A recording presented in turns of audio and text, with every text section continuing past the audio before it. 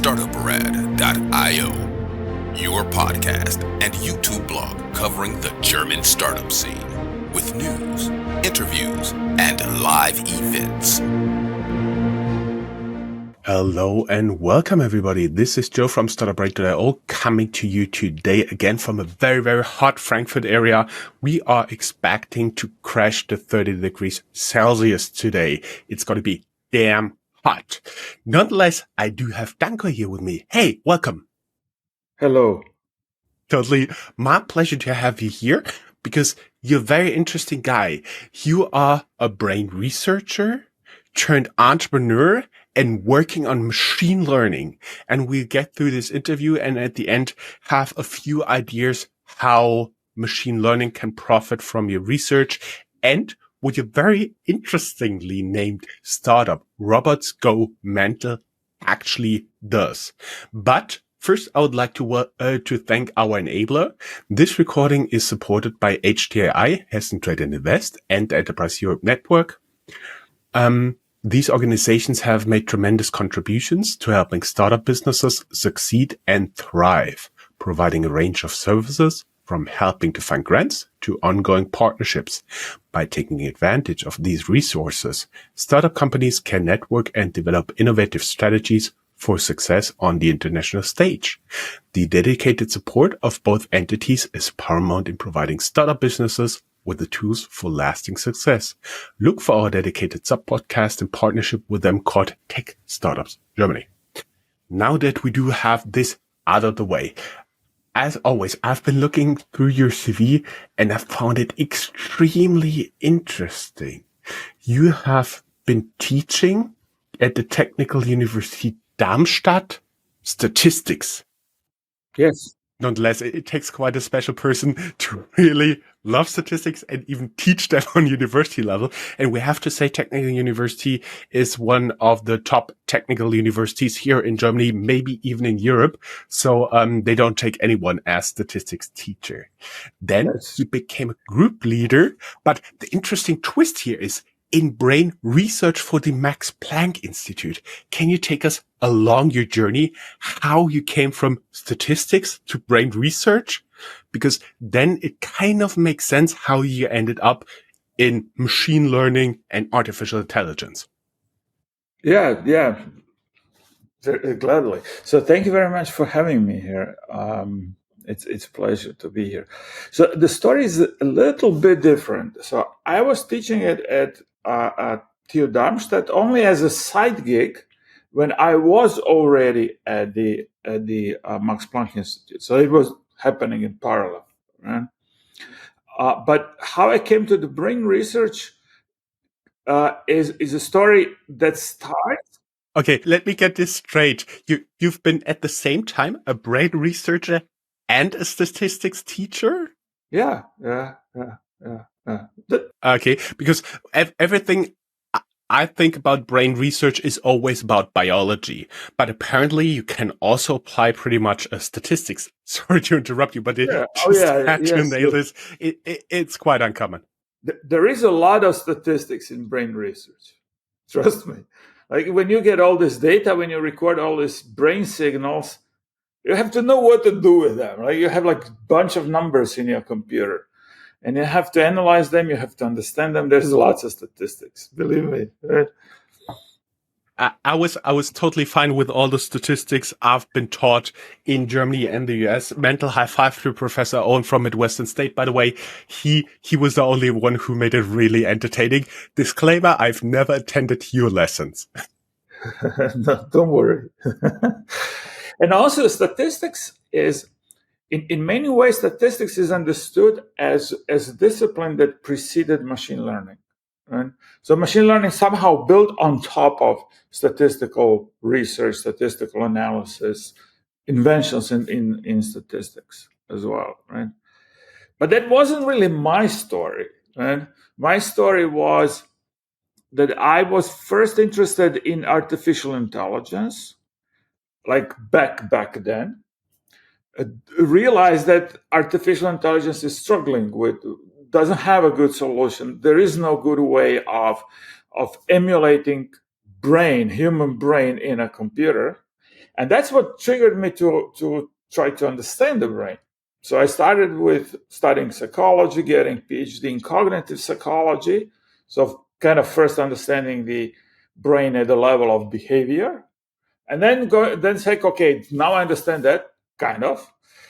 Now let's go into the brain. Then I went to brain research. That's where I needed a lot of statistics, and then after that, as I don't know if you mentioned, but then I went to industry, right? After some time at the Max Planck Institute. I would be curious, how was the interview with HR there? Because for everybody, we do have quite a vast audience in Europe where Max Planck Institution should be pretty well known. But for all the thousands of people listening from abroad, Max Planck Institutes are one of the premier basic research institutions in Germany. So you simply can't tell, I go there, you have to do your undergraduate studies, your graduate studies, your PhD, and then do some impressive work that they will consider you. I do believe the vast majority of Nobel laureates in Germany is associated with the Max Planck Institute. And then you go there to a lady who studied towards HR. And what did she ask you?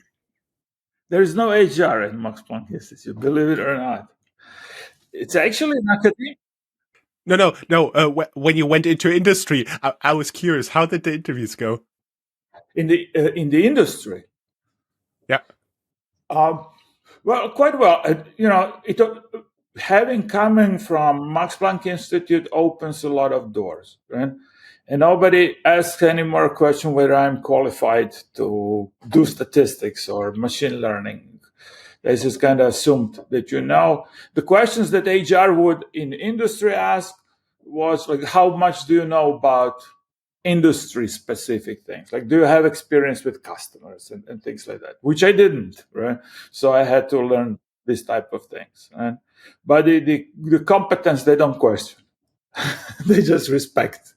We should also give a mental shout out to place you did your PhD, because it's not too far away from where I studied.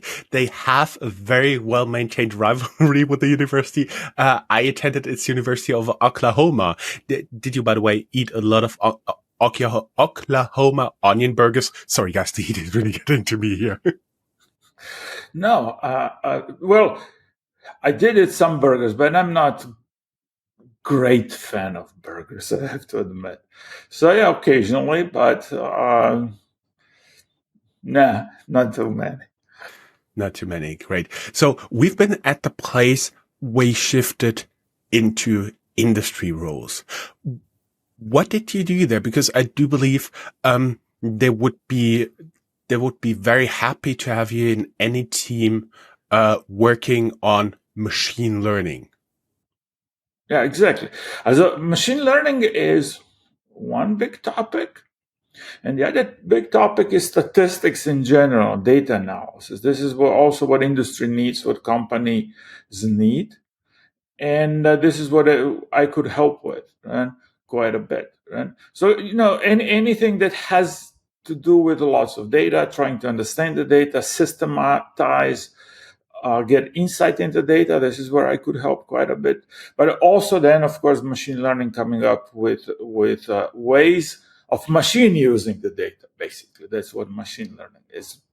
Taking lots of data, compressing the knowledge that this data contain into a machine so that the machine could make some predictions or decisions and things like that, right? So these two things, right?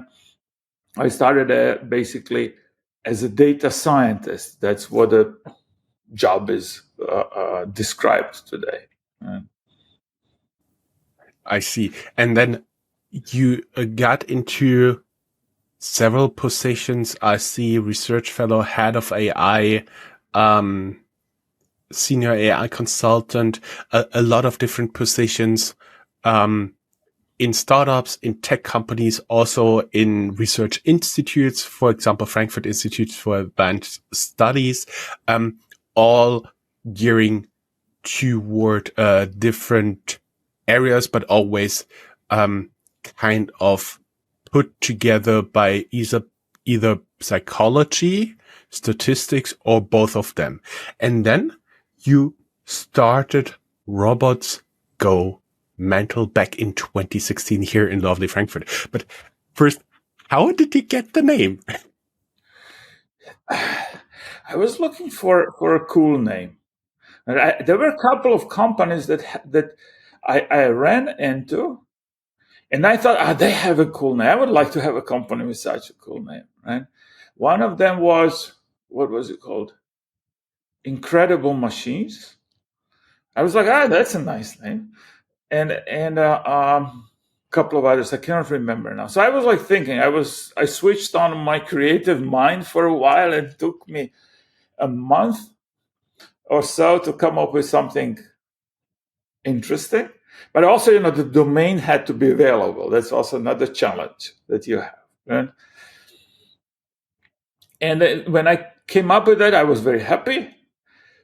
Interestingly, the first person I told this idea to didn't get it. It was like, what? I don't get it. So not everyone finds the name interesting. You do, many people do. Maybe, I don't know, 50%, 60%. But other people some people just don't get it. So the idea. So it's a 50-50 job. Okay, and what do you guys are actually doing there? So we have developed a new machine learning algorithm, right, which was inspired by my understanding of how the brain works. Right? So if you compare the neural networks in computers and neural networks in the brains, human or animal, there's one big difference. Right? The brains in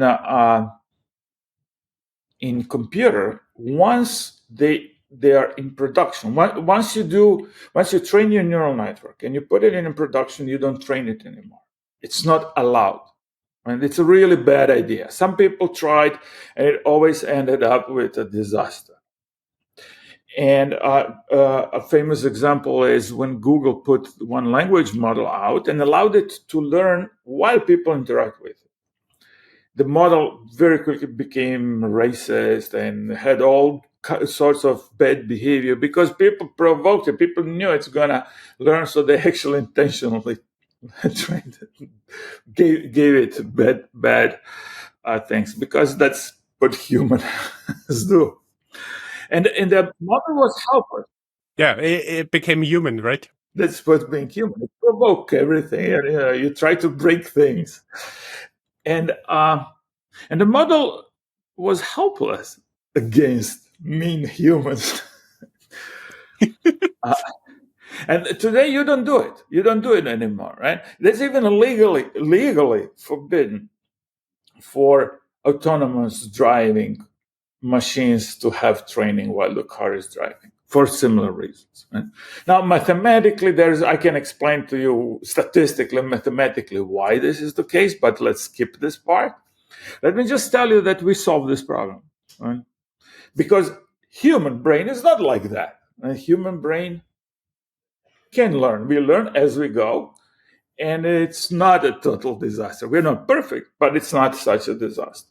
May I just say the bottom line is you developed a new machine learning algorithm that is training itself while it's already in production without going mental, being a total dickhead, or putting out all crazy kind of stuff and fantasizing, I do believe is it called in some models, right?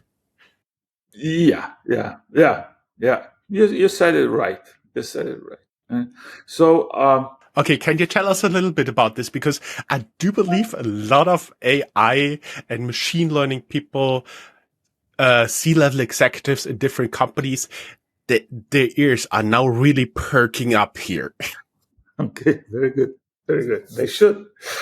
So, basically, the reason why human brain is not so susceptible to manipulation and to random inputs is that we have internal control of what is relevant, what is not relevant. We can direct our attention towards learning. We can make decisions, what we pay attention. We know what is important, what is not important. We know where we want to go, right?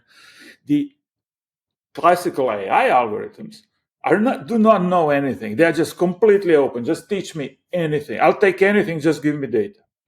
That's practical for some purposes. It's a disaster if you have very small number of data points, and if these data points are somehow not what you want to learn. Right?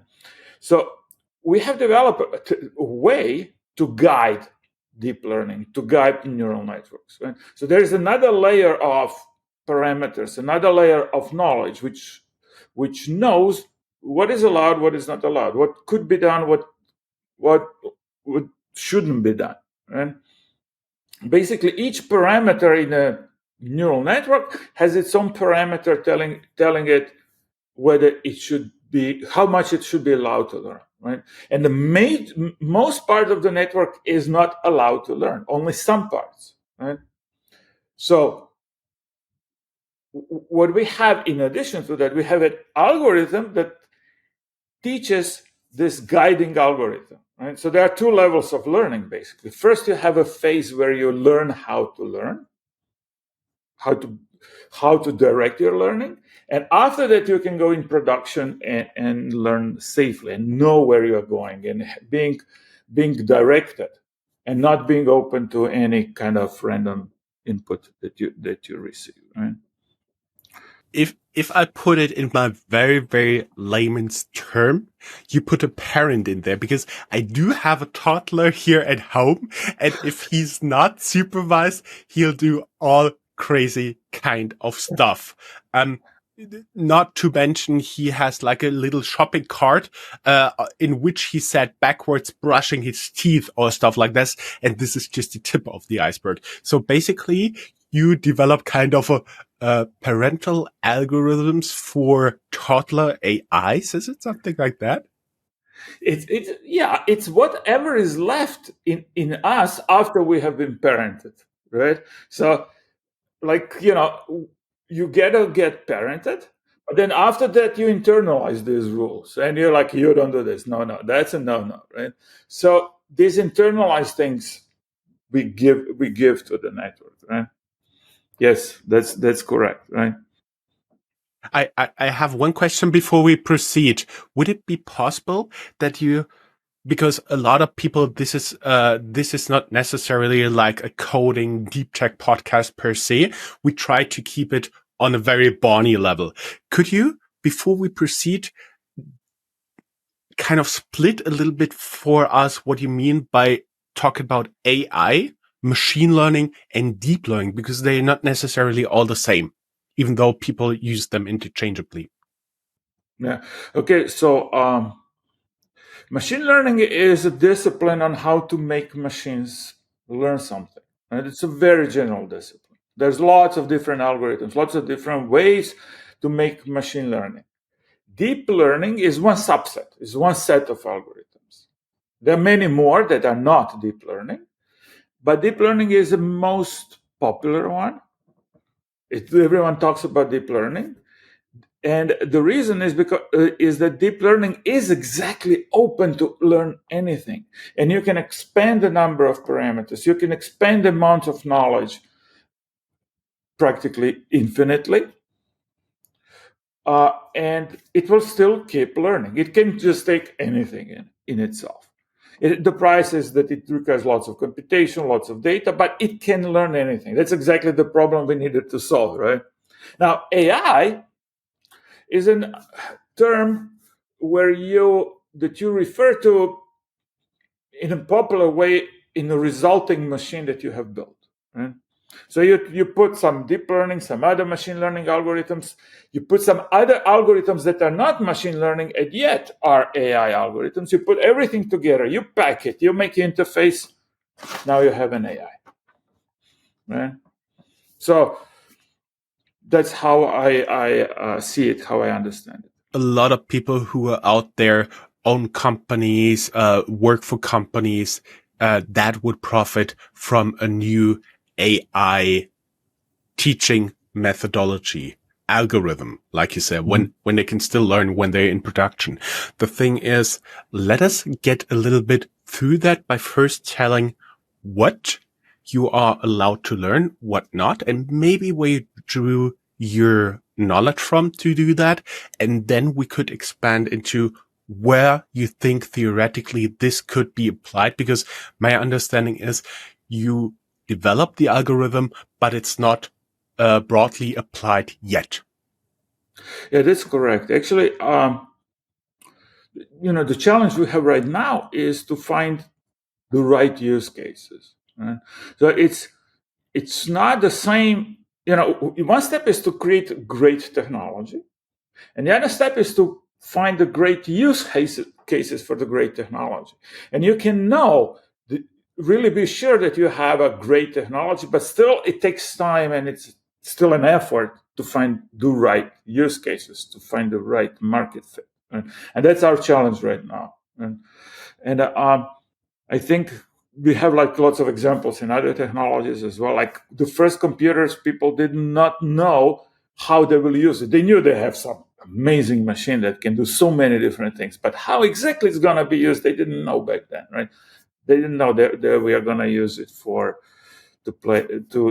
word processing or Excel sheets, or it took time to invent those. I know computer games, and I don't know. Right? Similar happens here with large language models. We are still searching the right use cases, although we know we have some amazingly powerful machine there. So the same challenge robots go mental is facing right now: find the right use cases. And we have identified several potential ones that we are working on. Right, for example, a car that is adjusting its visual system constantly while it's driving. Like, for example, when you are driving on a sunny day and suddenly you enter a tunnel, the laws of visual shades, the lightning, and so on completely change suddenly. Right? And what our human brain does, it adjusts. It takes a few seconds until you can see clearly when you enter a tunnel. Right? The AI solutions that we have today, they don't adjust. They have no capability of adjusting. Right? With our solution, it should be possible. Right? Similar thing with when you have, say, conversation. When machine has a conversation with humans and has to listen to people's speech. Different people have different accents, right? And we adjust to accents. Right? So when I start talking to you in the morning, like the first few sentences, you may not be really, it would be hard for you maybe to understand because I have a unique accent, right? Which comes from my Croatian language. But after a few minutes, you get adjusted, and then you can understand. Oh, Danko, don't worry. Before 10 a.m., I barely understand anybody. I'm not a morning person. Okay. So, that's another use case, right? So we are looking for those, and the challenge is to find the right market fit. Mm-hmm. Can you talk about industries? We just talked about self-driving cars. I do know there was a lot of AI involved, for example, during the development of the COVID vaccines to end the pandemic. Talking about healthcare, biotech. Would you think your algorithm could also be applied there? Financial services and so on and so forth. I'm sure it can be, but how exactly, I don't know yet, right? But what we have a very nice piece of evidence that the algorithm can be applied there, because we have performed one project together with NASA exactly in this field. And what we did, we trained a neural network to learn how to deal with RNA sequences. Right? So you basically, one general problem that is relevant for biotech industry is to process RNA information. You have a sequence of nucleotides, and you need to work with that as an AI solution. Now, like every other AI, you need a lot of data.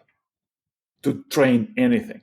But NASA had 6 mice only in space, and they couldn't increase the amount of data because it's just prohibitively expensive, and they just can't pay, I don't know, 100 million to send another 600 mice in space. So they had to find a solution how to train a model with RNA coming from 6 mice in space, and they had it at the same time as a control 6 mice on the ground, right? And they had to train the model with it. So they discovered us, we worked together, and it worked.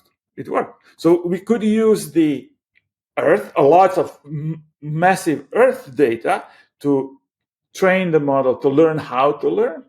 And then after that, it could deal effectively with just 6 data points from space. And we wrote just a paper recently, so one can find it. Of course, we link it down here in the show notes on our blog post. You'll find it at Startuprad.io/blog. And I was curious. So your model was basically your algorithm was first applied to teach the other algorithm how to learn? Well, there are 2 algorithms.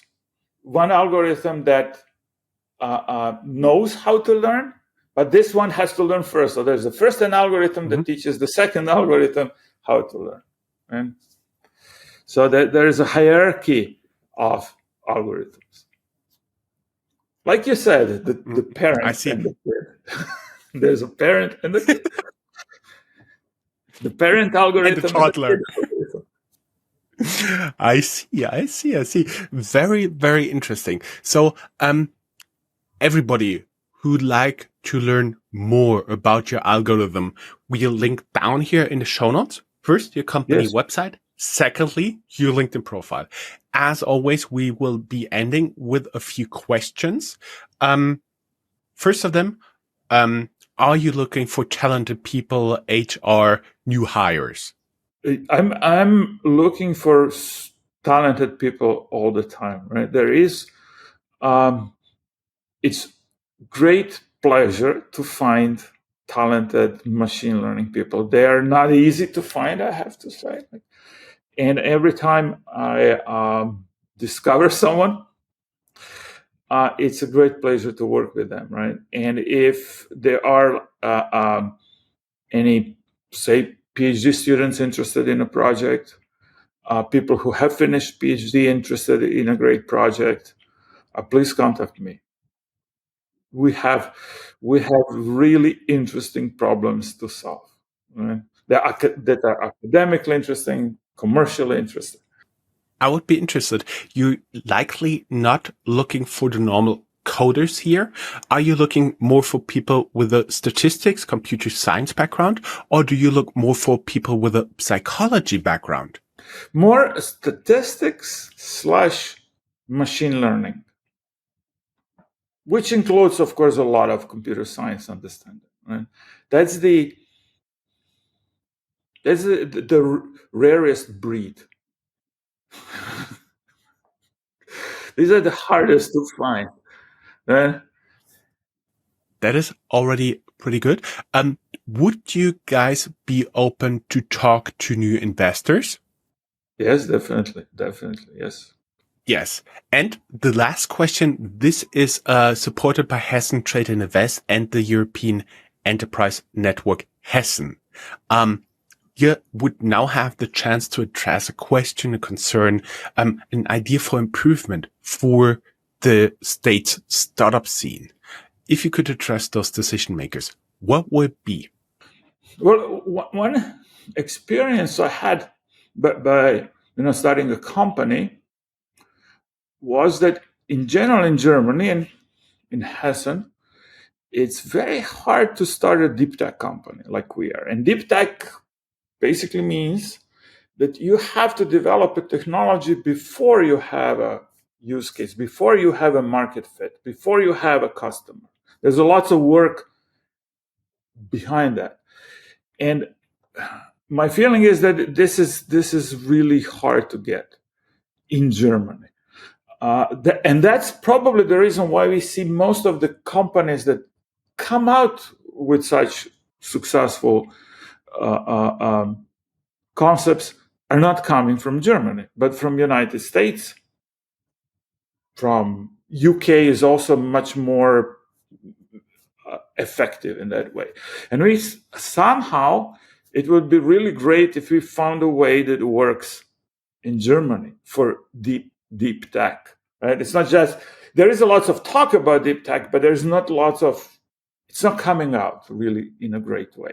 We don't have a list of great German or Hessian companies that have actually brought new AI technologies to the world. And everybody's trying to just pick up whatever is using and just go and make a business model, which is great, which is of course useful, but it's not how you become a leader, right?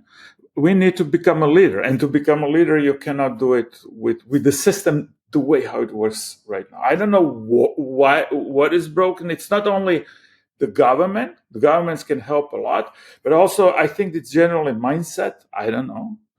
Also, investors are generally don't have the stomach for such risks.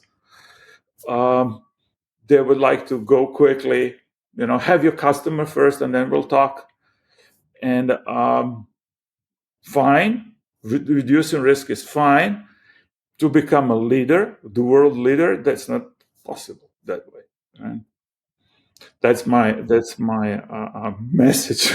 If I have one. Find out a way to become a leader, world leader, and help us to become a world leader. We want to be world leader in the technology, in developing fundamental technology for AI, and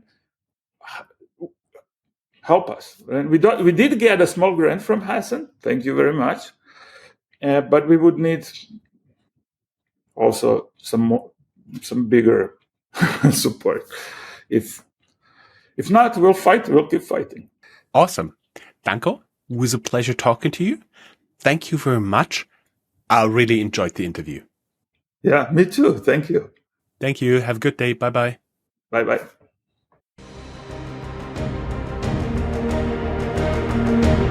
That's all, folks. Find more news, streams, events, and interviews at www.startuprad.io. Remember, sharing is caring.